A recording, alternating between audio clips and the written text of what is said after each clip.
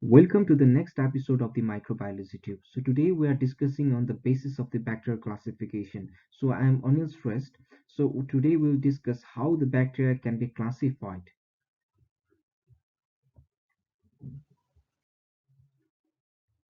Bacteria can be classified on the basis of the rigidity of the cells and the cell division. Next, the bacteria can be classified on the basis of the shape. Next, on the basis of the motility, staining behavior, gases requirement, temperature, relationship to their host, pH tolerance, salt tolerant, influence of atmospheric pressure, pigmentation, mode of nutrition, metabolism, positions of the photosynthetic pigment and sulfur granules. So these are some of the bases of the classification. Now we will go one to one. So how the bacteria are classified. So so if you see here, the bacteria can be classified on the basis of the rigidity of the cells and the cell modification mode of cell division. So one is the true bacteria. So the true bacteria, so what happens in the true bacteria, there is the binary cell division. In the spirochetes, so spirochetes, there is the transfer binary fission.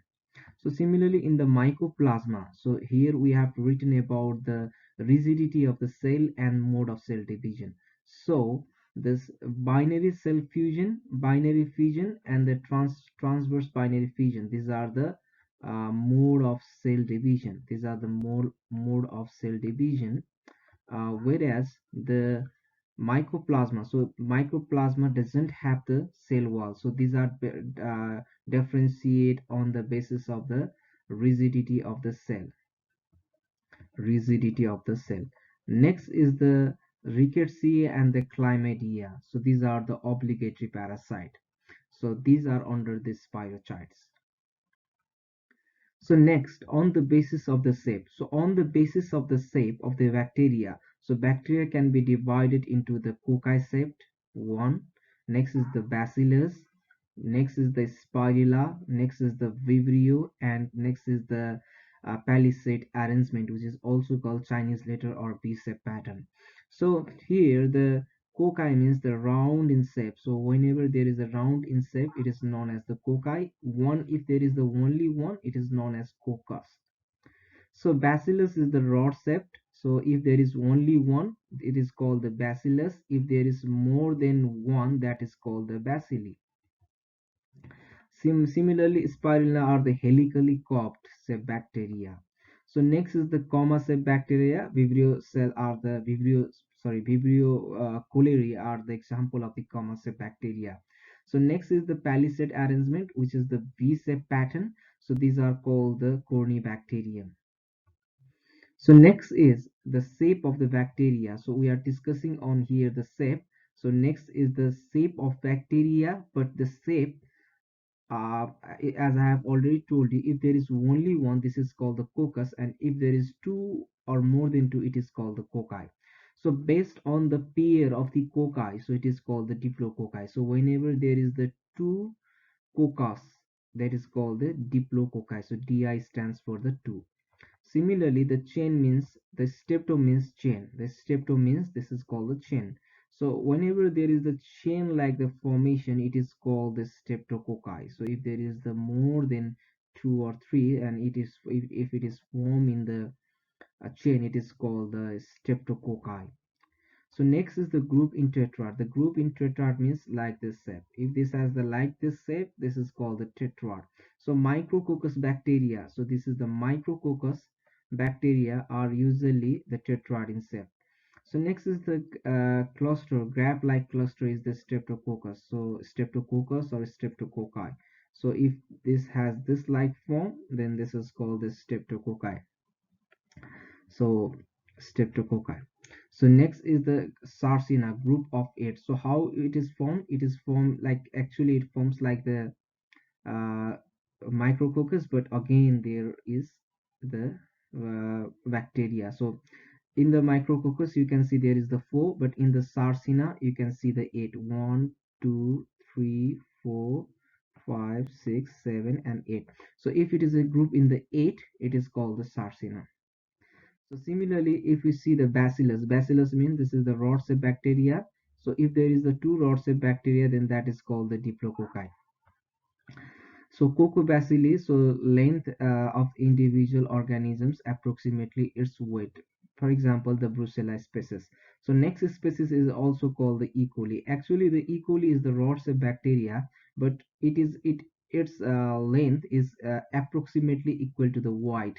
So E. coli is also called the Coccobacilli, and the Brucella is also called the Coccobacilli. So I mean to say, actually, it is the rod in shape, but it is very much difficult to distinguish between the rod and the cocci because actually the length and the breadth are approximately equal.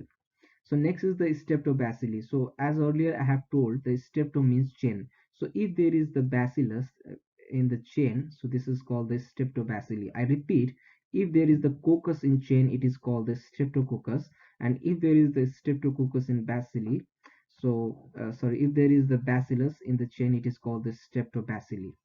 So next is the branched aggregation types of the rod. So if someone bacteria has the branched aggregation, so this is called the Mycobacterium tuberculosis. So next is the long rod chain. So this is the long rod chain is especially the Lactobacillus species. So Bacillus, Clostridium are the gram-positive rods of bacteria, but Lactobacillus are also the gram-positive, but it is the long rods of bacteria. So next is we can also distinguish on the basis of the motility. So how we can know the motility of the bacteria. So one is the hanging drop method. And next is the dark ground microscopy. By this technique we can know whether the bacteria is motile or not. Next we can do the SIM test, which stands for the sulfur, indole, and motility. So from the SIM test we can know whether the bacteria is motile or not. So here the motile bacteria can be divided into motile bacteria with flagella and motile bacteria without flagella. So some has the gliding property. So bacteria can be is the motile and non-motile bacteria. So non-motile bacteria with flagella we will define it in next PPT. Here motile bacteria with flagella have the without the flagella is due to the gliding motility, and next is the swimming motility. So the gliding motility is by the cytophase and swimming motility is by the spirochetes. So we'll discuss on the motile with flagella. So if you see here, so I have a very one what to say one formula AMLAP. So this A stands for the Atricus. Atricus means the bacteria that do not have any flagella. M stands for the Monotrichus, which stands that the bacteria has only one flagella, but in the polar end. So this is the bacteria, and in the polar end there is a flagella. So Lophotrichus means, so these are the clusters of a cluster of polar flagella. It means, so here I have written only a single flagella, but in the Lophotrichus there is the clusters of the flagella in the polar region. So Amphitrichus means, so a flagella either at the single or the cluster at first. It means it may have at the one end or it may have in the next end. So if it has present, the flagella is present on the both ends, then this is called the amphitrichus. So peritrichus means the flagella are distributed all over the bacterial surface. So this is called the peritrichous flagella. So Salmonella typhi, Proteus species, and E. coli are the example of peritrichous flagella. So among these three bacteria, Proteus species is highly motile bacteria, and it is the Proteus means it is named after the Greek god. So one of the Greek god named after the Greek god name, the word Proteus is given because this god can transfer from one place to another in small times, such like the Proteus can grow in the small time. So the name Proteus is given after the Greek god. Similarly, the Proteus is responsible for contamination of medical samples in the clinical laboratory. Because of its high growth, swarming growth, it will contaminate other bacteria or whole plates in the clinical laboratory. So in the slide, you can see one of the very common method for the identifications of the bacteria, usually the bacillus. So the bacillus means it is a rod-shaped bacteria. So rod-shaped bacteria you can distinguish from the microscopy. So from the microscopy you can determine the its shape. So if it is the rod shape, so you can know by the gram staining whether it is the gram-negative bacteria or the gram-positive bacteria.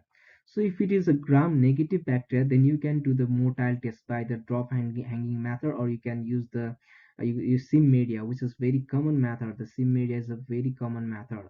So in the motility, you can know this if the bacteria is motile, it may be Salmonella or E. coli or Proteus, Providencia, Pseudomonas, Citrobacter, Alkaligens, Hafnia. So among these all bacteria, there may be the chances of one bacteria, and how we can differentiate between this bacteria is by doing the biochemical test.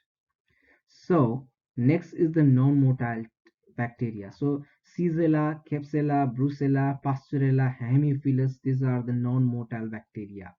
So if you see here in the gram-positive bacteria, so these are the gram-positive rod-shaped bacteria. So this can be divided into the motile and the non-motile. So all the bacteria, all the bacillus, Bacillus anthracis is what? Bacillus anthracis is the motile bacteria. Similarly, Clostridium species is the motile bacteria. If you see here non-motile bacteria are the Corynebacterium, Mycobacterium, Lactobacillus, Actinomycetes, Clostridium perfringens, and Listeria monocytogenes are the gram-positive rod-shaped non-motile bacteria. So you have to remember these bacteria uh, so that it will be very easy for you in order to identify the bacteria. So next, so on the basis of this staining behavior, so we know one of the very common method of the staining technique is the gram staining. So in the gram staining, the bacteria is divided into the gram positive or gram negative bacteria. So gram positive bacteria will retain the color of the crystal violet, so it will be the purple in color. So here you can see these are the gram positive bacteria. These are the gram positive rod shaped bacteria. So why? Because it will retain the color of the crystal violet. So it will retain the color of the crystal violet. So it will be the gram positive bacteria will see the purple in color. Similarly, the gram negative bacteria. So gram negative bacteria are will retain the color of the safranin and are pink in color. So one of the very common good method is in the gram positive, all cocci are gram positive except the Neisseria and the Brahminella. So this is according to the medical classification of the bacteria. So in the medical laboratory, if you encounter the gram positive bacteria, so most of the gram positive bacteria, sorry, all cocci are the gram positive except the Neisseria and the Brahminella. So Neisseria and the Brahminella are the sorry all are these Neisseria and the Brahminella, these are the gram negative. All cocci are the gram positive. So similarly, if you see here, all rods are gram negative. Similarly, all rods are gram negative except, you have to use here, except the Corynebacterium, Mycobacterium, Bacillus, Clostridium, Actinomyces, Listeria, and Erysipelathrix. So this is a very good technique. So if you see, all gram positive, all the cocci are gram positive. So all the cocci are gram positive. If you see the Staphylococcus aureus, here is the, you can write Staphylococcus. So there is a coccus. So this is the gram positive. Similarly, Streptococcus, this is the gram positive, and next is the Micrococcus. So here you can see at the end, in all bacteria there is a coccus. So whenever there is the cocci at the end of the name of the bacteria, then the bacteria is the gram positive bacteria. And remember, all the bacteria which are cocci in shape are gram positive except the Neisseria and the Brahminella. So for the next gram negative bacteria, all the rod shaped bacteria are the gram negative bacteria except the Corynebacterium, Mycobacterium, Bacillus, Clostridium, Actinomyces, Listeria, and Erysipelathrix. So what are the gram negative rod cell bacteria? So if you see there E. coli, so what is the E. coli? So these are the gram negative bacteria, so this will retain the color of the safranin. Capsella, Salmonella, Caesarea, these are some of the examples of the gram-negative bacteria. So in this way, you can distinguish on the basis of staining behavior. So we have another staining techniques as well, which I will go in brief. So next is the acid-fast staining that is done by the Gill-Nelson staining. So acid-fast bacteria are the Mycobacterium tuberculosis, Mycobacterium leprae, and Nocardia species.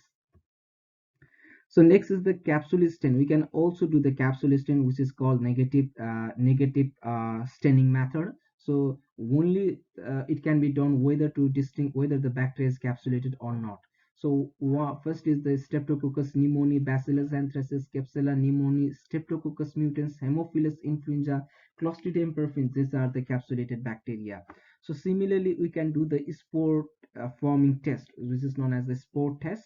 So in the spore test, here the bacillus responsible for formations of the spores are the Bacillus and Clostridium. Remember, the Clostridium and Bacillus are responsible for most of the foodborne infection and intoxication, because it remains as the spores on the food, and under the favorable conditions it will germinate to form the cell or the bacteria. So mostly responsible are the Bacillus and the Clostridium because of its spore forming capacity. Next is the Therma actina vulgaris. Next is the Coxiella burnetii. So Coxiella burnetii causes what? Coxiella burnetii causes the Q fever, which is responsible, which is usually transmitted through the milk. So next is the Desulfotomaculum species, Sporolactobacillus, and Sporomucii species. So these are some of the spore former bacteria. So from the Albert staining, you can differentiate the Corynebacterium species. Next is the bipolar staining, Yersinia pestis, Pastorella multisida, Franciella, tularensis, Klebsiella granulomatis. These are some of the bacteria which has the bipolar staining positive. So now next is the you can differentiate bacteria on the basis of the gases requirement. So on the basis of the gases requirement, the bacteria can be classified into the aerobic, anaerobic, facultative anaerobes, and the microaerophilic. So what does the aerophilic means? So aerophilic means those bacteria that can survive only in the presence of the oxygen. These are called the aerobic bacteria. Anaerobic bacteria, those bacteria that survive only when there is the absence of the oxygen, that is called the anaerobic bacteria. So for example, if this have the oxygen, then they can survive. If this doesn't have the oxygen, they can survive. So facultative anaerobes, I will come at the end. So microaerophilic means this needs less amount of oxygen. So this means about less amount of the oxygen. So this is called the microaerophilic. The next is the facultative anaerobes. What does this facultative anaerobes means? So remember, all the member of the family Enterobacteriaceae are the facultative anaerobes. So what does the facultative anaerobes means? So from the name you can see here, it is called the sorry from the name here you can see it is the anaerobes. So what does this includes? This includes that actually these are the anaerobe. Facultative means, so if the facultative anaerobes means, actually what is this? This is the anaerobic bacteria, but this can tolerate the oxygen. This doesn't favor the growth of the bacteria, but the bacteria are able to tolerate the oxygen. So these are called the facultative anaerobes. So those bacteria which can tolerate the oxygen are called the facultative anaerobes, and these are actually the anaerobic bacteria. The examples of the bacteria are all the members of the family of the Enterobacteriaceae are the facultative anaerobes. What are the members of the Enterobacteriaceae? The members of the Enterobacteriaceae are the E. coli, Klebsiella, Providencia, Serratia, Salmonella, Shigella, Haemophilus, Proteus. So these are some of the bacteria in the Enterobacteriaceae group. So next is on the basis of the temperature. On the basis of the temperature, bacteria can be divided into psychrotrophs, mesophiles, thermophiles, and the hyperthermophiles. So psychrophiles are those bacteria which have the optimum temperature, so which can grow at the temperature of about 15 to 25. So this is the optimum temperature for the psychotrophs to grow, whereas they can even grow at the 0 degree centigrade or below the 7 degree centigrade. So next is the mesophiles. So mesophiles, optimum temperature is 37 degrees centigrade. Most or almost all pathogenic bacteria grow at 37 degrees centigrade because this is similar to the human body. Similarly, the mesophiles temperature can grow from the 20 to 45 degrees centigrade. So next is the thermophiles. Even the optimum temperature for the thermophiles is 55 to 60 degrees centigrade, whereas this can grow well above 45 degrees centigrade. So similarly, next is the hyperthermophiles. The optimum temperature for the hyperthermophiles is the 80 to 90 degrees centigrade, whereas it can grow best above 70 degrees centigrade. So examples of the hyperthermophiles are Thermus aquaticus, Thermococcus, Pyrococcus, Pyrodictyum.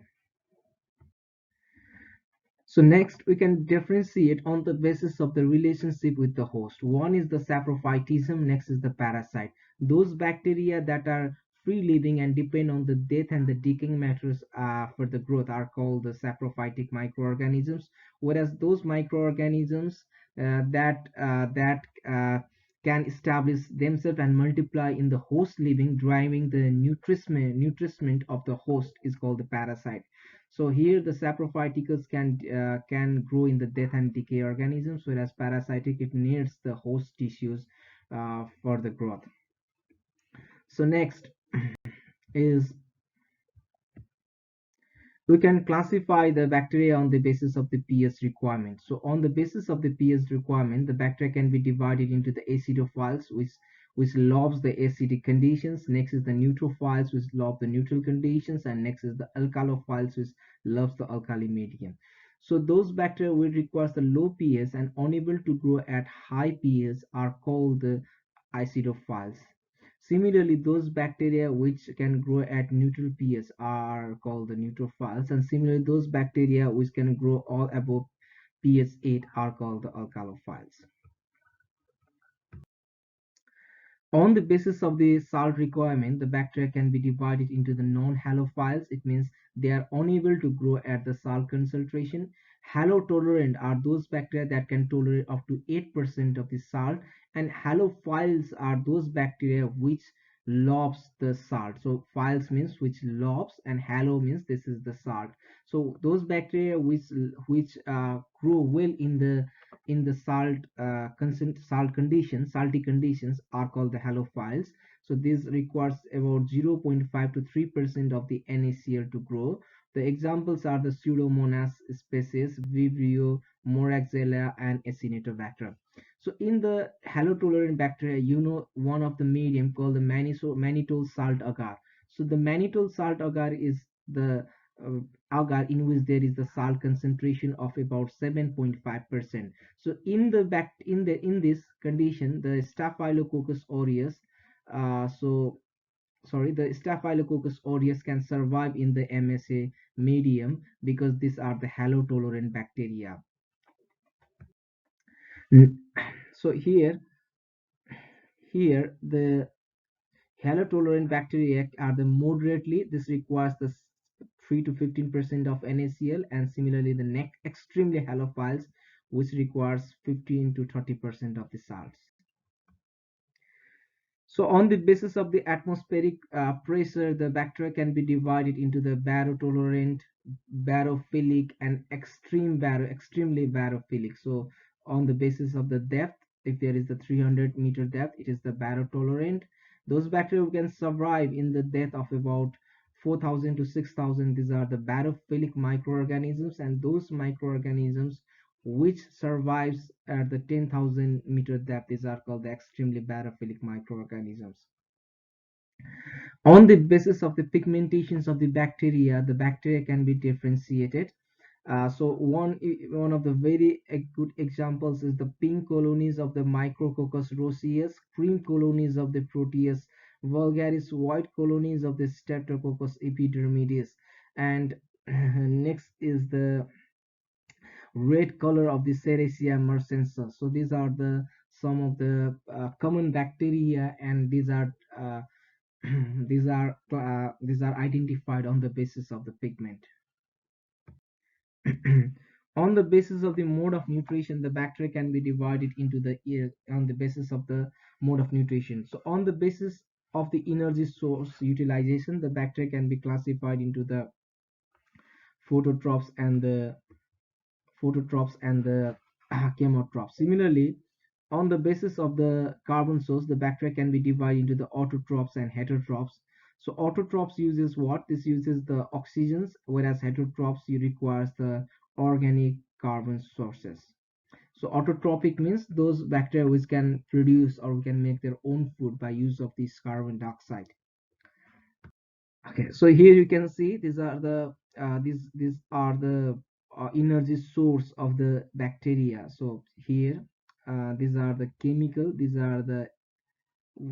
one, and this is the light. So here this is the chemotrophs, which the bacteria which requires the chemical are called the chemotrophs, and the bacteria which can make the food by the light, these are called the phototrophs. Okay, so these are classified here. So on the basis of the metabolism, so bacteria can be divided into for respiratory and the fermentative.